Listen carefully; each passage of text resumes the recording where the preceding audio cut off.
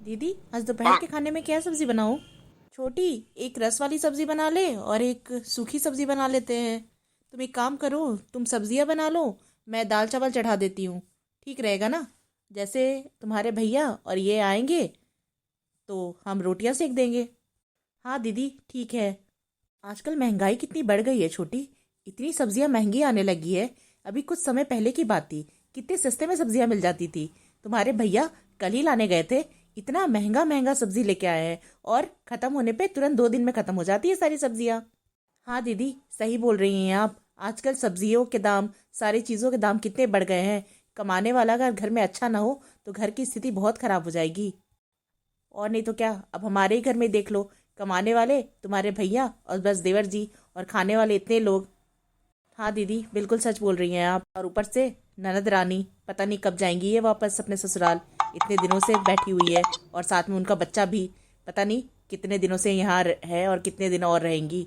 दीदी, आप एक काम क्यों नहीं करती, आप उनसे डायरेक्ट क्यों नहीं पूछ लेती आखिर वो कब जाएंगे अपने ससुराल, कब आएंगे उनके ससुराल वाले उन्हें लेने? कितनी बार तो इनडायरेक्टली पूछ चुकी हूँ, कुछ बताए तब तो। तुम्हारे भैया से भी पूछती हूँ, तभी वो भी गोल मोल बातें कर लेते हैं। बोलते हैं जब मन होगा तब आ जाएंगे जमाई जी। पर मुझे नहीं लगता है कि इतनी जल्दी आने वाले हैं। लगता है नन्ना जी बहुत भयंकर लड़ाई करके आई हैं, या फिर कुछ सीरियस बात है, तभी इतने दिनों तक तो पहले कभी नहीं रही हैं आज तक।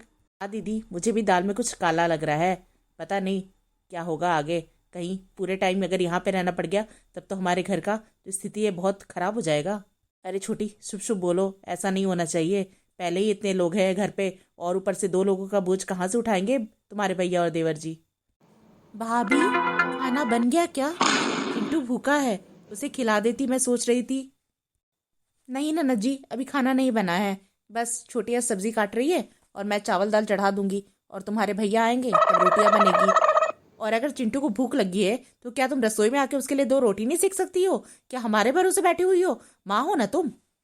भाभी, मैंने सोचा कि आप दोनों की रसोई है, तो मैं अगर काम करूंगी तो कहीं आप दोनों को बुरा ना लग जाए, इसलिए मैं नहीं आई भाभी। नहीं तो मैं कब का रोटी चिंटू को बना के दे देती। अरे, काम करने में हमें क्या बुरा लगेगा? तुम काम करोगी तो अपने लिए करोगी, हमारे लिए थोड़ी कर देती हो काम। भाभी, आप ऐसा क्यों बोल रही हैं? अगर आप कुछ बोलेंगी तो मैंने क्या कभी मना किया है क्या? मना करने की बात नहीं है ननद जी, लेकिन आप इतने दिनों से यहाँ पे रह रही हैं और बताती भी नहीं हैं कि आप अपने ससुराल कब जाएंगी। हमें भी चिंता होती है कि कब तक आखिर आप यहाँ पे रहेंगी। जी, दीदी बिल्कुल सही बोल रही है ननद जी। आखिर महंगाई भी इतनी बढ़ गई है और कमाने वाले हमारे घर में तो ज़्यादा लोग हैं नहीं, केवल ये हैं और बड़े भैया हैं, और इनकी कमाई भी कम ही है। जो भी है बड़े भैया ही घर चलाते हैं, और ऊपर से आपका और चिंटू का खर्चा अलग बढ़ गया है। और आपके ससुराल वाले तो कुछ योगदान भी नहीं करते हैं, ना कुछ पैसे भेजते हैं आप दोनों के खर्चे के लिए। ठीक है भाभी, मुझे कुछ दिनों की मोहलत दीजिए, मैं सोचती हूँ। कुछ दिनों में क्या हो जाएगा?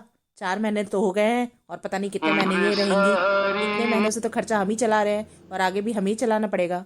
दीदी, आप एक काम क्यों नहीं करती? आज जब बड़े भैया आए तो आप उनसे खुल के बात कर लीजिएगा। आखिर दीदी चाहती क्या है और कब तक यहाँ पे रहेंगी। हाँ छोटी, आज तो मैं इनसे बात करके ही रहूंगी।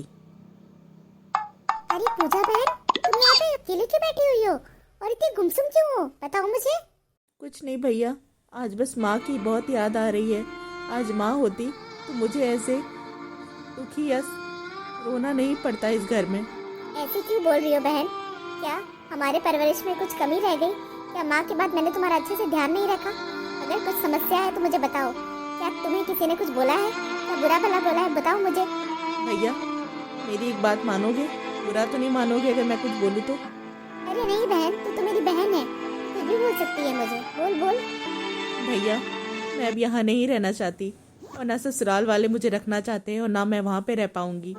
मैं बस चाहती हूँ कि तुम मुझे एक छोटा सा ही किराए का कमरा लेके दे दो, जहाँ मैं अपने बच्चे के साथ सुखी से अपना जीवन व्यतीत कर सकूँ, और एक कोई छोटी मोटी नौकरी का बंदोबस्त कर सकूँ ताकि मैं अपना खर्चा चला सकूँ। इतना कर दो भैया मेरे लिए, मैं तुम्हारी बहुत बड़ी एहसानमंद रहूँगी। ऐसे क्यों बोल रही है बहन तू? अभी तेरा भाई जिंदा है, मुझे कहीं जाने की जरूरत नहीं है।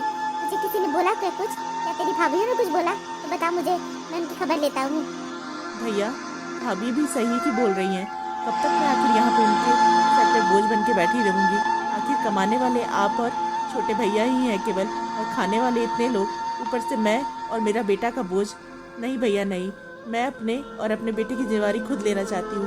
तुम बस एक किराए के कमरे का इंतज़ाम कर दो और एक छोटी मोटी जैसी भी नौकरी मुझे ढूंढ के दे दो, बाकी सब मैं अपने से कर लूँगी। बहन, मैं जानता हूँ जमाई जी की अभी काम अच्छी नहीं चल रही है और उनकी माँ अच्छे नेचर की नहीं है।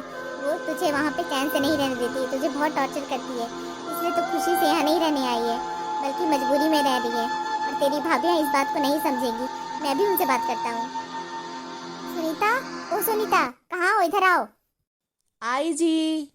अरे आप आ गए दफ्तर से? चलिए हाथ मुंह धो के फ्रेश हो जाइए, मैं आपके लिए चाय पकौड़े भी बना के लाती हूँ। मुझे तुम्हारी हाथ की चाय भी नहीं चाहिए और पकौड़े भी नहीं चाहिए। ये तुमने क्या कहा है इस पूजा को जो इतनी मायूस हो गई है वो, और घर छोड़ के जाने की बात कह रही है? क्या गलत कहा मैंने? इतने दिन से यहाँ पे पड़ी हुई है और ऊपर से उनके और उनके बेटे का खर्चा भी हमें ही झेलना पड़ रहा है। जिसकी रिस्पॉन्सिबिलिटी है उन्हें देखना चाहिए ना। उनके पति क्यों नहीं आके उन्हें ले जाते हैं? कब तक आखिर हम उनका बोझ उठाएंगे? चुप कर जाओ सुनीता। मेरी बहन इस घर के लिए बोझ नहीं है। हमारे दोनों भाइयों से पहले उसका अधिकार है। मेरे माता पिता उसकी जिम्मेवारी मुझे देके गए थे, समझी? वो हम सबकी लाडली है, और अगर तुम्हें उससे दिक्कत है तो तुम इस घर को छोड़ के जाओगी, ना कि वो। अच्छा, अब आपकी बहन अपनी हो गई और मैं पराई। मैं अपना पूरा घर, अपना पूरा जीवन छोड़ के आई हूँ आपके से शादी करके, और आप मुझे ही घर से निकाल रहे हैं।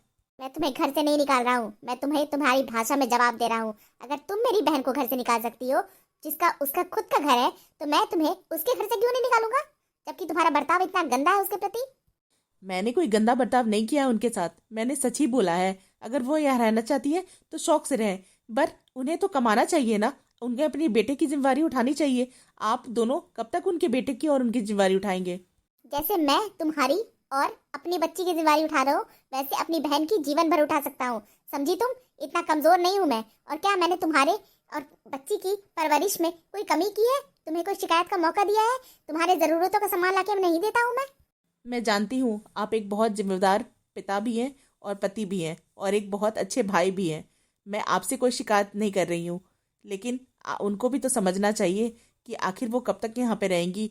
एक लड़की का असली घर उसका ससुराल होता है, मायका नहीं होता है। मैं उनके भले के लिए ही सोच रही हूँ। जमाई जी से आप पूछिए तो सही, आखिर क्या इशू है, क्या प्रॉब्लम है? वो यहाँ से क्यों नहीं लेके जा रहे हैं दीदी को? उनका जब मन करेगा वो आके ले जाएंगे, लेकिन वो जब तक यहाँ पे है वो पूरी प्यार और इज्जत के साथ रहनी चाहिए, समझ गई तुम? ठीक है जी, आइंदा से मैं कुछ नहीं बोलूँगी उनको, और अगर गलती हुई है, अगर आपको लगता है, तो मैं माफ़ी भी मांग लूँगी आपके सामने उनसे। ठीक है, और एक बात याद रखना, अगर माँ बाप नहीं है उसके तो इसका मतलब ये नहीं कि वो अनाथ हो गई है। उसके दोनों भाई अभी जिंदा है और मरते दम तक उसके साथ खड़े रहेंगे, और इस घर के दरवाजे उसके लिए हमेशा खुले थे, खुले हैं और खुले रहेंगे, और उसका जब तक मर्जी चाहे वो यहाँ पे रहेगी। जितना हमारा इस घर पे हक है, जितना तुम्हारा इस घर पे हक है, उससे ज्यादा उसका हक है, क्योंकि वो इस घर की बेटी है। समझ आई तुम्हें?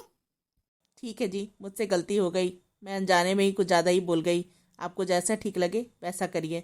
और हाँ, ये सच है कि दीदी का घर है, वो जब तक चाहे यहाँ पे रह सकती हैं। और मैंने अगर उनसे कुछ गलत बोल दिया है तो मैं उनसे माफ़ी भी मांग लूँगी, आप उसकी टेंशन मत लीजिए। ठीक है, ठीक है, अब जाओ तुम अपना काम करो।